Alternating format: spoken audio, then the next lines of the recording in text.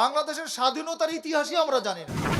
পশ্চিমবঙ্গের ভাষাও বাংলা, বাংলাদেশের ভাষাও বাংলা, কিন্তু পশ্চিমবঙ্গ থেকে বাংলাদেশ আলাদা হলো কেন? বাংলাদেশ স্বাধীনতার চেতনাটা কি বলেন তো? ওসমান হাদি একটা তরুণ ছেলে, মাত্র 32 বছর বয়স, তাকে বাঁচতে দেওয়া হয়। আমার অস্তিত্ব সম্পর্কে আমার জ্ঞান নেই। বাংলাদেশ কেন বাংলাদেশ হয়েছে? আত্মাহারিক টিভি, ওহির আলোয় উদ্ভাসিত জীবনের জন্য। বাংলাদেশ স্বাধীন হয়েছে 54 বছর হয়েছে। বাংলাদেশের স্বাধীনতার ইতিহাসই আমরা জানি না। বাংলাদেশের সার্বভৌমত্ব কিভাবে টিকিয়ে রাখতে হবে আমরা জানি না। আমরা 71 সালে মুক্তিযুদ্ধ হয়েছে এইটুকু জানি, 52তে ভাষা আন্দোলন হয়েছে এইটুকু জানি, কিন্তু তারও আগে যে বাংলাদেশের ইতিহাস শুরু হয়েছে 1947 সালে, সেই ইতিহাস আমরা জানি না। 190 বছর ব্রিটিশরা এই উপমহাদেশ শাসন করেছে, শোষণ করেছে। ব্রিটিশদের বিরুদ্ধে আন্দোলন হয়েছে, সংগ্রাম হয়েছে। ভারতবর্ষে বাংলাদেশে, বিশেষ করে ভারত উপমহাদেশে আহলে হাদিস নেতৃবৃন্দ এই ব্রিটিশদের বিরুদ্ধে জোরালো ভূমিকা পালন করেছিলেন সেদিন। আজকে সেই ইতিহাস আমরা ভুলে গেছি। এই ভারতবর্ষ যেদিন বিভাজন করা হয়, ভাগ করা হয়,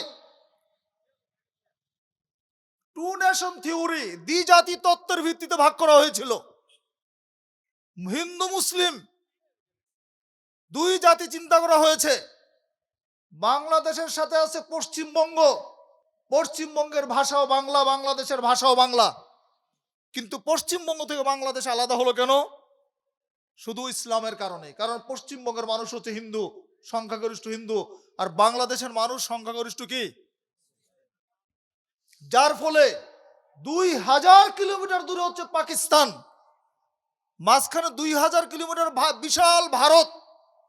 এই 2000 কিলোমিটারের পশ্চিম প্রান্তে পাকিস্তানের সাথে এই বাংলাদেশকে এক করে দিয়ে এটাকে পূর্ব পাকিস্তান আর ওইটাকে পশ্চিম পাকিস্তান করে পাকিস্তান রাষ্ট্র গঠন করা হয়েছিল। কখন? 1947 সালে। বলেন তো, সেদিন যদি বাংলাদেশ পাকিস্তান না হতো, আজকে কি বাংলাদেশ হতো? বাংলাদেশের স্বাধীনতার স্বপ্ন দেখতে পারতেন?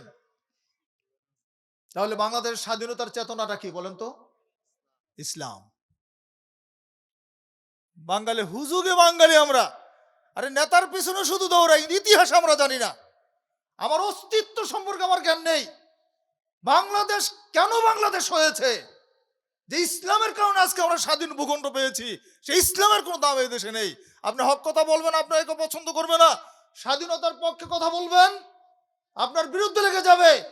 ওসমান হাদি একটা তরুণ ছেলে, মাত্র 32 বছর বয়স, সে বাংলাদেশের স্বাধীনতা বুঝেছিল, সার্বভৌমত্ব বুঝেছিল, এই জন্য তাকে বাঁচতে দেওয়া হয় নাই।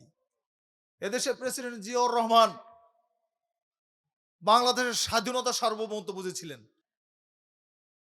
পার্বত্য চট্টগ্রাম, পার্বত্য অঞ্চল যেগুলো আছে, রাঙ্গামাটি, খাগড়াছড়ি, বান্দরবন, যেখানে পাহাড়িরা থাকে, উপজাতিরা থাকে, চাকমারা থাকে, মারমারা থাকে, সেখানে কোনো বাঙালি ছিল না।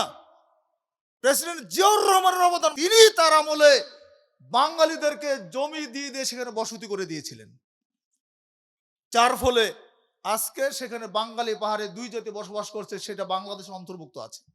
দেশপ্রেম ছিল। যারা তার রাজনীতির সাথে জড়িত আছেন, যারা বিএনপির রাজনীতি করেন, শহীদ জিয়াউর রহমানের আদর্শ বোঝার চেষ্টা করেন। তার মধ্যে দেশপ্রেম ছিল, সেইটা বোঝার চেষ্টা করেন। যতদিন আপনারা তার আদর্শ বোঝার চেষ্টা না করবেন, বাংলাদেশের স্বাধীনতা সার্বভৌমত্ব বুঝতে না পারবেন, আপনি বিএনপির একজন কর্মী হতে পারেন না, দাবি করতে পারেন না। বন্ধুরা আমার, দেশপ্রেমিক রাজনীতি করতে হবে আমাদেরকে। দেশটাই কিভাবে বাঁচায় রাখা যায়। আজকে প্রতিবেশী রাষ্ট্রের একটা বাজার হয়েছে আমাদের দেশটা।